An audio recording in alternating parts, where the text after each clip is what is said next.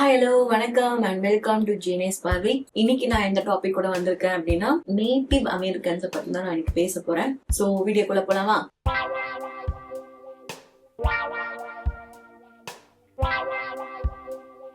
15th செஞ்சுரியில Columbus அவர்கள் ஒரு காண்டினென்ட்க்கு போயிட்டு இந்த காண்டினென்ட் தான் ஏசியா அப்படின்ட்டு டிக்ளேர் பண்றாரு. இதை பின்தொடர்ந்து வந்த மேப் மேக்கர் ஒருத்தர் அமெரிகோன்றவர் இது ஏசியா கிடையாது, இது வேற ஒரு காண்டினென்ட், பெருசாகவும் இருக்கு, ஏசியான்றது வேற காண்டினென்ட் தானேன்றத கண்டுபிடிச்சு இது வேற ஒரு காண்டினென்டா இருக்கும்ன்றது சொல்றாரு. இதை தெரிஞ்ச 16th செஞ்சுரியில மார்டின் மேப் மேக்கர்ன்றவர் இது அமெரிகோ இது வேற ஒரு காண்டினென்டா இருக்கும்ன்றத கண்டுபிடிச்சதுனால கொலம்பஸ் கண்டுபிடிச்சது ஏசியா கிடையாது, இது வேற ஒரு காண்டினென்ட், அமெரிக்கோன்ற டிக்ளேர் பண்ணதுனால இந்த காண்டினென்ட்க்கு நம்ம அமெரிக்கான்னு பேர் வச்சலான்ட்டு மார்டின்ற ஒரு மேப் மேக்கர் முடிவெடுத்து இதுக்கு அமெரிக்கான்னு பேர் வச்சலான்னு பேர் வைக்கிறார். இதை தொடர்ந்து இத்தாலி, ஸ்பெயின், ஜெர்மன், பிரிட்டிஷ் போன்ற நாடுகள்ல இருந்து இம்போர்ட் அண்ட் எக்ஸ்போர்ட் ஒரு நாடா ஒரு காண்டினென்டா போயிட்டு அவங்க போய் சர்ச் பண்ணாங்க என்னென்ன பொருள் எங்கெங்கெல்லாம் இருக்கு அப்படின்னு பார்க்கும்பொழுது இந்த அமெரிக்காவுக்கும் வராங்க. அமெரிக்கா நிலப்பரப்பு ரொம்ப பெரிய ஒரு நாடு, அங்க நிறைய ரா மெட்டீரியல்ஸ் கிடைக்குது, கோல்டு, சில்வர் போன்ற பொருட்கள் அங்க கிடைக்குது. ஆனா யூரோப் நாடுக்கு இந்த அமெரிக்கா நாட்டு மேல ஒரு கண்ணுன்றது ஆரம்பத்துல இருந்தே இருந்துட்டே இருக்கு. யூரோப் ஒரு குட்டியான ஒரு நாடு, அங்க பாப்புலேஷன்றது அதிகம் ஆயிட்டே இருக்கு.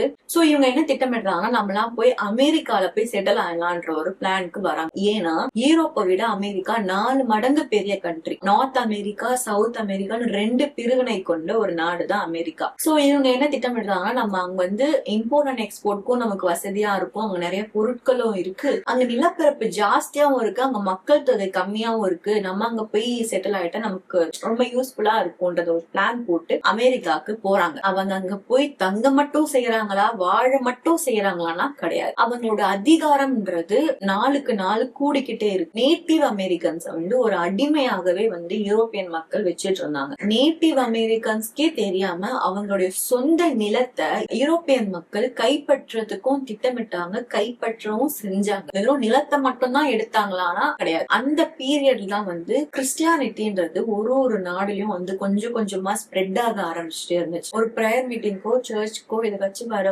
நேட்டிவ் அமெரிக்கன்ஸ் சார்ந்த பெண்கள், அதாவது சின்ன வயசுல இருந்து பெரியவங்க முதற்கொண்டு எல்லா பெண்களையும் தனியா கூப்பிட்டு போய் அவங்கள ரேப் பண்றதாகவும் குரூப்பா சேர்ந்து அவங்க செக்ஷுவலா அபியூஸ் பண்றதாகவும் நடந்துட்டு இருந்துச்சு. இந்த மாதிரி கொடுமைகளையும் யூரோப்பியன் மக்கள்ஸ் நேட்டிவ் அமெரிக்கன்ஸ்க்கு பண்ணிட்டு தான் இருந்தாங்க. அது வரும் பெண்களுக்கு மட்டும்தான் பண்ணாங்களான்னா கிடையாது, ஆண்களும் இதை ஃபேஸ் பண்ணாங்கன்றது வரலாற்றுல இருக்கு. ஃபார்மிங்னு வச்சுட்டு இருந்த நேட்டிவ் அமெரிக்கன்ஸ் அவங்களுடைய நிலத்தை யூரோப்பியன் மக்கள்ஸ் அது கம்மி விலைக்கு பேசி வாங்குறதாகவும் விலை கொடுக்காம அவங்க கிட்ட இருந்து அடிச்சு பிடுங்கிறதாகவும் அந்த செயலும் நடந்துட்டு இருந்துச்சு.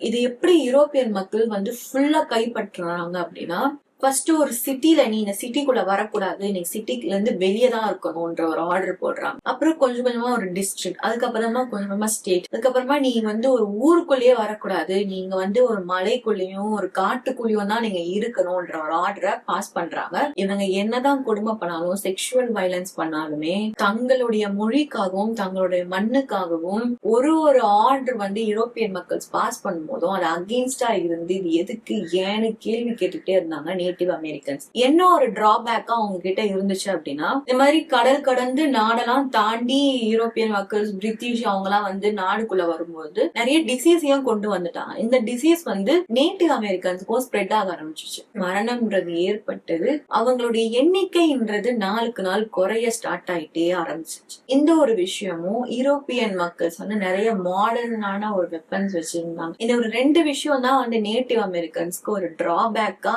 இருந்தாலும் கூட அவங்களுடைய உரிமைக்கு அவங்க எப்பொழுதும் எதிர்த்து நின்று குரல் கொடுத்துக்கிட்டே இருந்தாங்க நேட்டிவ் அமெரிக்கன்ஸ். ஆரம்ப காலத்துல இருந்து இப்போ வரைக்குமே அவங்களுடைய கல்ச்சரை ஸ்பாயில் பண்ற மாதிரி, அவங்க கல்ச்சரை அழிக்கிற மாதிரி எந்த ஒரு ஆர்டரா இருந்தாலும் அது பின்பற்றாம அது எதிர்த்து நின்று கேள்வி கேட்டுட்டு இருந்தாங்க நேட்டிவ் அமெரிக்கன்ஸ். அப்போனா இப்போ அமெரிக்கால இருக்கிற மக்கள்லாம் ஒரிஜினல் அமெரிக்கன்ஸ் இல்லையான்னு கேட்டா இல்லதான். ஏன்னா இவங்கதான் நேட்டிவ் அமெரிக்கன்ஸ். ஆனா இவங்கதான் பல்லாயிரம் ஆண்டுகளுக்கு முன்னாடி காலங்காலமா அங்கே பிறந்து அங்கே வளர்ந்து ஆட்சி செஞ்சுட்டு இருந்த இவங்கதான் ஒரிஜினல் அமெரிக்கன்ஸ். இப்போ இருக்கிறவங்களா ஹைபிரிட் கேஸ். இதுல இருந்து என்ன தெரியுது, இதுல இருந்து நம்ம என்ன கத்துக்கணும் அப்படின்னா, நம்மளுடைய உரிமை, நம்மளுடைய மொழி எல்லாம் நம்மளை விட்டு பறிக்கப்படும் பொழுது அதுக்கான கேள்வியை நம்ம வந்து கேட்டறணும். இப்ப கொஞ்சம் நினைச்சு பாருங்களேன், அப்போ அந்த டைம்ல வந்து நமக்கான ஃப்ரீடம் ஃபைட்டர்ஸ்ன்றவங்க இல்லாம இருந்தா நம்ம இன்னும் கூட பிரிட்டிஷ்க்கு அடிமையா கூட இருந்திருக்கலாம் இல்லையா? சோ அதனாலதான் ஒரு வாட்டி இந்த மொழிக்கான பிரச்சாரமோ போராட்டமோ அதெல்லாம் நடக்கும் போது அது கரெக்ட் தான், அதெல்லாம் நடந்துதான் ஆகணும். மொழின்றது ஒரு கல்ச்சர், நமக்கான ஐடென்டிட்டி. அது நம்ம கிட்ட இருந்து பறிக்கப்படும் போது அதற்கான கேள்வின்றது நம்ம கேட்டே ஆகணும்ன்றத நம்ம இந்த நேட்டிவ் அமெரிக்கன்ஸ் கிட்ட இருந்து கத்துக்கணும். இந்த நேட்டிவ் அமெரிக்கன்ஸ் பத்தி இன்னும் உங்களுக்கு டீடைலா தெரியணும்னாலும் இதுல வந்து நிறைய நேட்டிவ் அமெரிக்கன்ஸ்க்கும் யூரோப்பியனுக்கும் நிறைய வார் எல்லாம் நடந்துச்சு. அதுல யாரு ஜெயிச்சா, அதுல எப்படி ஹேண்டில் பண்ணாங்க நேட்டிவ் அமெரிக்கன்ஸ், அதை பத்தி உங்களுக்கு டீடைலா தெரியணும்னா நீங்க கமெண்ட் செக்ஷன்ல எஸ்ன்னு போடுங்க. அதை பத்தி நான் டீடைலா பேசி அடுத்த வீடியோல போடுறேன். சோ இத்துடன் இந்த வீடியோ நிறைவடைகிறது. நன்றி, வணக்கம்.